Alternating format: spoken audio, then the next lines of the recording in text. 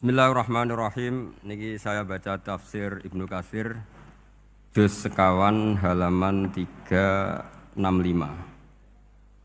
Nggih, terus tafsir Ibnu Katsir halaman 365 juz sekawan. Qala al-Imam Ahmad haddatsana Hajjaj bin Muhammad wa Ibnu Ja'far qala haddatsana Syu'bah an Qatadah an Abbas an Abi Hurairah an Rasulillah sallallahu alaihi wasallam qala dawa sapa Rasulullah sallallahu alaihi wasallam inna suratan sak temene surat fil Qur'an ing dalam Qur'an salasina kang yaiku 30 apane ayatan ayate iku syafaat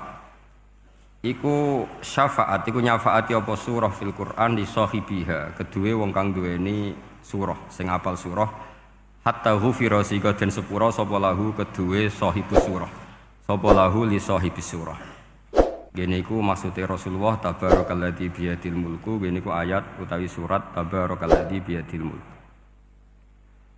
rawang riwayatnahu ing hadal hadis sapa ahli sunan al arba'ah min hadis Syu'bah tabi wa qala Tirmidzi hadza haditsun hasanun wa qatra wal hafid Ibnu Asakir fi tarikhi fi tarjamati Ahmad bin Nasr bin Ziyad.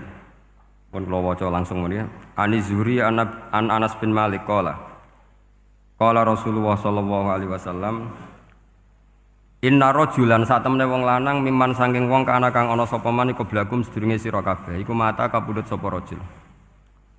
Wale salan ora ana iku ma'hu setane rajul poseun perkara min kitabillah saking kitabillah illa tabaraka kecuali surat tabaraka. Falam mawudi'a mongko semangsane den salekna sapa rajul fi khufratihi dalam kuburane rajul ata mongko teka hu ing rajul sapa al malaku malaikat fasarat mongko maju yang frontal wong Arab nak darani saurah apa asuratu surah fi wajhi dalam wajah rajul atau fi wajhi ing dalam wajahe al malak fi wajhi ing dalam wajah al malak faqala mongko dawuh sapa malaikat al malak laha li surati tabarok niki ngangge muannas innaki min kitabillah innaki sak temene sira min kitabillah saking kitabe Allah wa ana uta ingsun akrahu iku ora seneng ingsun Musa ataki ing ngeleki kowe wa inilan sak temene ingsun la amliku ora miliki ingsun laki maring sira wala lahulan ora maring hadar rajul wala li nafsi darra wala nafa fa in aradti mongko lamun ngarepno sira hada iki bihi fantoliki mongko budhalono sira ila rabbi tabaraka wa taala fasfailah mongko nyafaati sira surat tabarok lahu li hadzal rajul fatantoliku mongko budalan sapa rajul ila rabbi maring Allah taala fatakulu mongko dawuh sapa surat tabarok ya rabbi inna fulanan amida inna fulanan sak temene fulan amida nejo sapa fulan ilaya maring ingsun mimbaini kitabika saking sekian tulisan-tulisan kitabe jenengan fata'allamani mongko belajar sapa fulan ni ing ingsun wa ta'ala lan maca sapa fulan ni ing ingsun afatuhrikuhu anta ana ta ngobong panjenengan hu ing fulan anta panjenengan binari kelawan neraka wa tu'adzibu lan nyiksa panjenengan hu ing fulan ta wa ana hale te ingsun fi jaufi ing dalem jerone fulan fa ing kunta mongko lamun ana sapa jenengan fa'ilan zat sing lampahi penyiksaan zaka ing mengkono-kono at-ta'dzib bihi bi fulan famhuni mongko kula aturi menghapus panjenengan ingsun min kitabika saking catetan kitabe panjenengan. Fayaqulu mongko dawuh sapa Allah ala araqi ghadabti atau ghadibti. Fataqulu wa haqqali an akhdiba. Wa haqqala nyotoli kedhi ingsun apa an akhdiba yen to muring-muring sapa ingsun. Fayaqulu mongko dawuh sapa Allah taala idhabi faqat wahabtuhu laka. Idhabi budala sira faqat wahabtu mongko temen-temen ngeke ingsun hu ing rajul laki maring sira. Wa syafa'tuki lan ngeki syafaat ingsun kon ki ing sira surat fihi fir rajul. Terus niki kula terangaken nggih. Tentu masyhur sekali nggih di antara yang difahami semua ulama bahwa Quran itu bisa mensyafaati nggih. Masyhur sekali bahwa Quran itu bisa apa? Mensyafaati. Bahkan syafaatnya Quran itu bedanya dengan syafaatnya Nabi adalah syafaatul Quran ini menghalau atau menghadang orang biar gak sampai kena azab. Tapi kalau syafaatnya selain Quran itu yang sudah kena azab diambil dari azab itu. Nah, dalu niki kula kepengin matur teng jenengan sedanten karena niki lami sekali saya kaji bahwa malaikat, nggih malaikat sinten mawon itu juga kena konstitusi aturan fikih. Jadi kalau kita sebagai manusia wajib menghormati orang hafal Quran, enggak boleh nyadui wong hafal Quran, enggak boleh ngidoni wong hafal Quran, maka malaikat juga kena aturan yang sama. Karena dia, malaikat ini termasuk makhluk yang mukallaf, makhluk yang kena tatanan Allah Subhanahu wa taala. Sehingga Rasulullah SAW dawuh surat Tabarok disebut Al-Munjiyah, Al-Waqiyah. Surat yang bisa menyelamatkan yang hafal dari siksa kubur. Pokoknya singkat cerita, ada orang itu fasik, mungkin ya layak disiksa.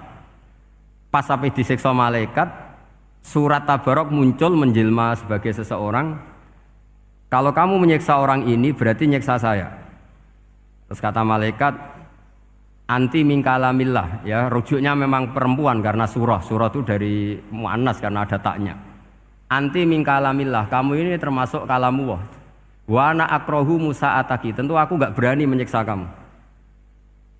Ya terus berdebat kata malaikat, ini orang enggak benar, ini orang fasik, saya harus mukuli dia. Kata surat Tabarok, sak fasik-fasike aku iku ning atine. Kena nyiksa dekne nyiksa aku.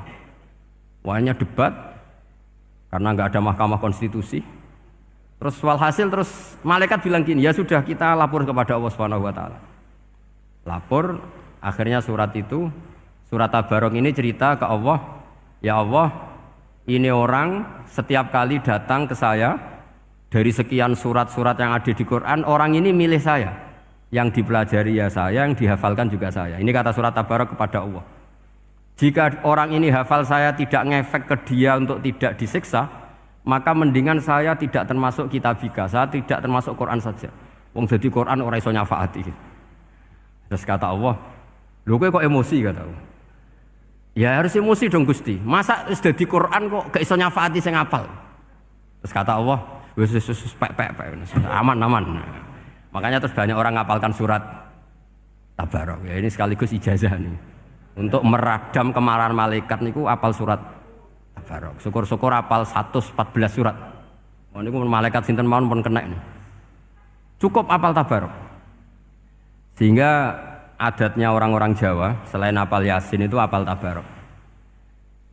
Nah, saya itu lama sekali mempelajari bab ini.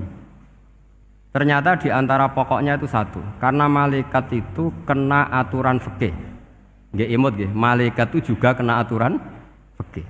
Jika orang hafal Quran itu haram disadui, kita haram menghinakan, maka malaikat juga kena aturan tidak boleh menghinakan orang yang hafal Quran. Dan alhamdulillah di banyak surahul hadis, hafal Quran itu maknanya tidak harus hafal semuanya.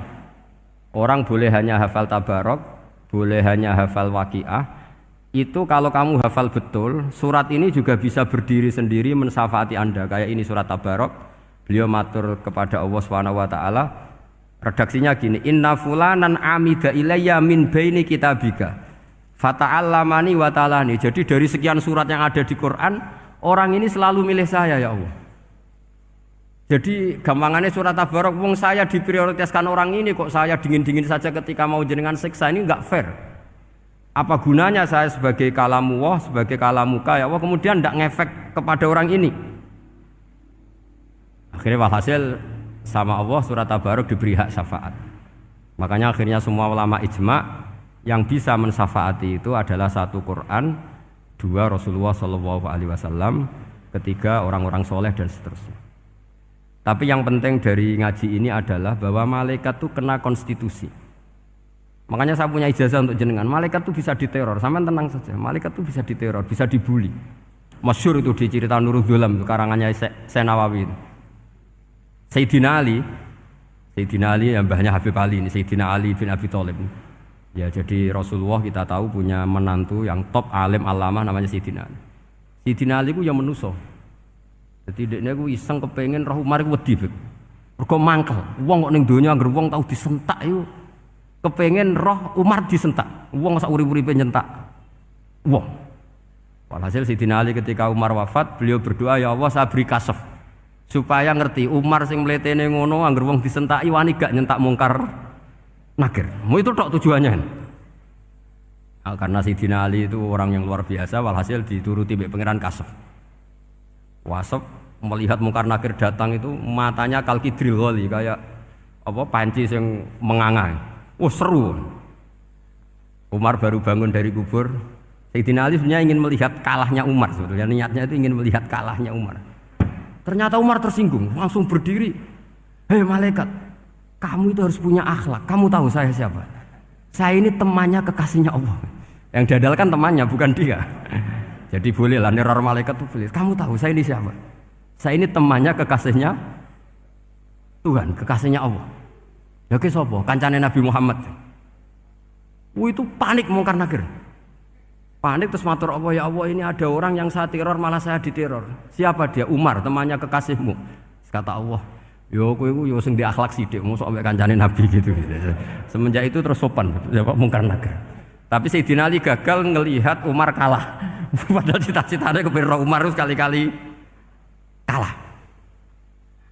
Jadi ada sekian cara untuk apa ya, kalau dibahasakan untuk meredam malaikat. Masyhur ada ulama alim alama pekerjaannya mengajar tauhid. Ngajar tauhid lah, mungkin tauhid primbon sampai tauhid apa. Ketika meninggal sama malaikat masih ditanya marbuka, manabuka dan seterusnya. Imam Malik datang, "Hei malaikat, ini guru tauhid, saurip-uripe mulang tauhid, kowe ora tau mulang kok takok sing tukang mulang. Sing sopan." Ya sudah enggak usah tanya. Jadi cerita seperti ini mungkin orang lain boleh nggak percaya, tapi itu mudawwan, dibukukan di beberapa kitab, dan saya percaya itu karena secara umum kaidahnya adalah ala inna auliya Allahi la khaufun alaihim wa lahum yahzan.